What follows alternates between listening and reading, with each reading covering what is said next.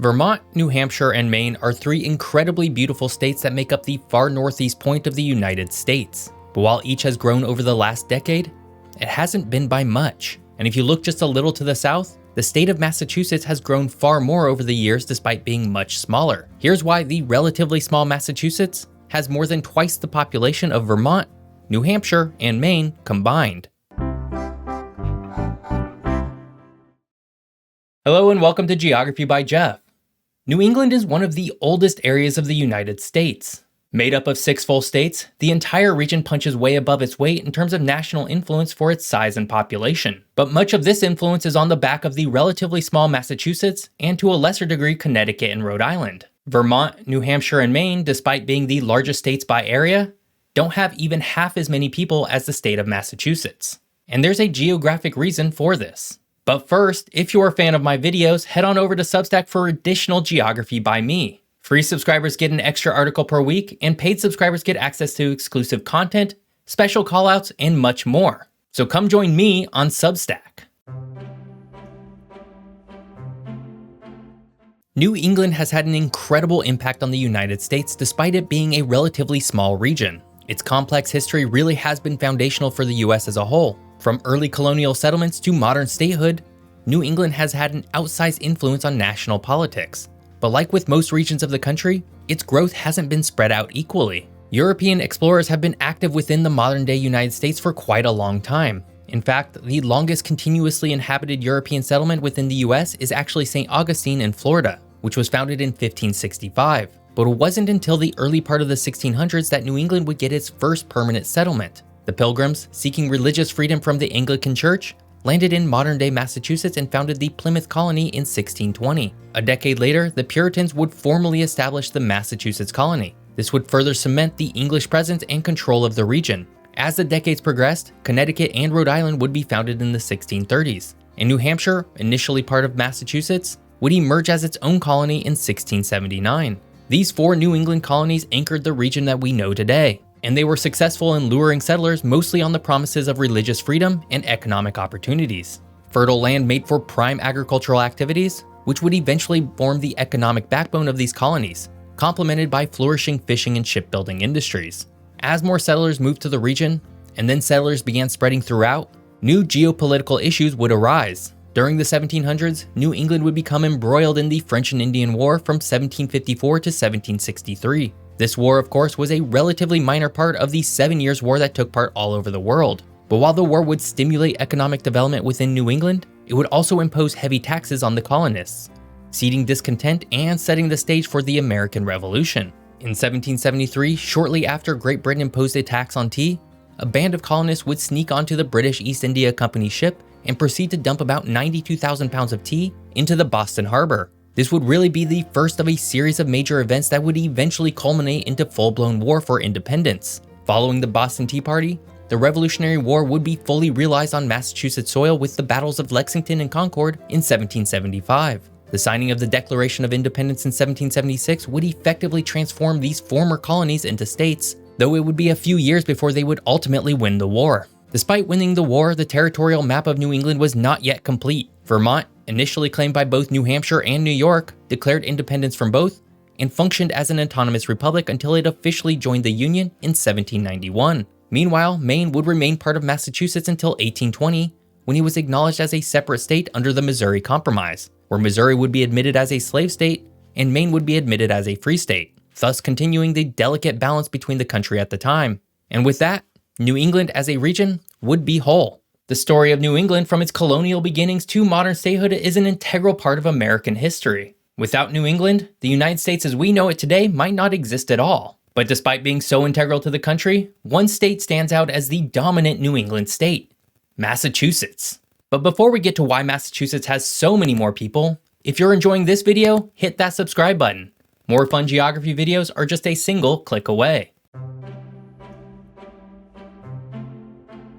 Before we get to why Massachusetts grew to be so much more dominant within New England, it's probably worth exploring the natural geography of the region just a bit. While the entire region is fairly small, there's still a pretty large difference in what Massachusetts looks like geographically compared to Vermont, New Hampshire, and Maine. Massachusetts, being the southernmost of the 4 states, actually has a fairly different topography from the others. In the west is the hilly, rural areas of the Berkshires and Worcester Hills, but in the east, where most of the population lives, are the flat, coastal lowlands of the eastern Atlantic coast. And this means that while the central and western parts of the states can have cold, wet winters and hot, humid summers, the coastal areas are far more temperate due to the moderating influence of the Atlantic Ocean. For Vermont, New Hampshire, and Maine, however, they don't quite have the same experience. Vermont and New Hampshire are home to the green and white mountain ranges respectively, which creates unique issues in building cities and infrastructure, while Maine has the northern portion of the Appalachians running through it. Additionally, all three states are far less moderate in terms of temperature than Massachusetts. According to the Köppen method of determining climate across geographies, Vermont, New Hampshire, and Maine all suffer from the same cold, wet, and hot, humid climate as western Massachusetts. This means that living in these regions is, overall, just a little less comfortable than living in Boston. But while climate and geography certainly play a hand in where people decide to settle, something else definitely boosted Massachusetts to new heights. While Massachusetts has always been the most populous state in New England, it wasn't always as overwhelmingly dominant as it is today. And while there are certainly many factors contributing to this, there are two primary reasons that have certainly spearheaded Massachusetts' growth above and beyond its northern neighbors: industrialization and immigration. Massachusetts, during the late 1800s, emerged as a vibrant hub of industrial growth in the United States. This era, frequently referred to as the Second Industrial Revolution, was a time of rapid advancements in manufacturing, transportation, and infrastructure, all of which significantly shaped the Bay State. Among the varied industries at the time, the textile sector was a dominant force in Massachusetts. The city of Lowell, often hailed as the birthplace of the American Industrial Revolution, was a critical epicenter. In 1826, Francis Cabot Lowell played a pivotal role in reshaping the American textile industry by establishing the nation's first integrated cotton spinning and weaving facility. By the twilight of the century, these factories had proliferated across the state, boasting increasingly sophisticated machinery and providing employment to thousands, many of whom were immigrants or rural migrants seeking opportunities in the city. Beyond textiles, Massachusetts also carved a niche for itself in shoe manufacturing, machinery, and metalworking. Cities like Springfield and Worcester were homes to factories producing a diverse range of goods from tools to paper-making machinery and wire products. All of this would combine to create a roaring economy that would encourage vast amounts of people to pick up and move across the world to Massachusetts. During the closing decades of the 1800s and early parts of the 1900s, Massachusetts served as the destination for millions of immigrants seeking new opportunities in the United States. This transformative era ushered in an unparalleled demographic shift, primarily concentrated in the industrial cities of the Northeast, including Boston, Worcester, and Lowell. Numerous ethnic groups contributed to the diverse state that Massachusetts became during this period. Predominantly, immigrants hailed from Ireland, Italy, Poland, Portugal, and Jewish communities in Eastern Europe. To this day, Boston is still home to large enclaves of these ethnic communities. Really, the allure of job opportunities provided by Industrial Revolution was the primary magnet drawing immigrants to Massachusetts. And while nearly every state would have some form of industrialization, Massachusetts industrialized far earlier, and as such was able to grow its economy and population in ways few other states could during this time.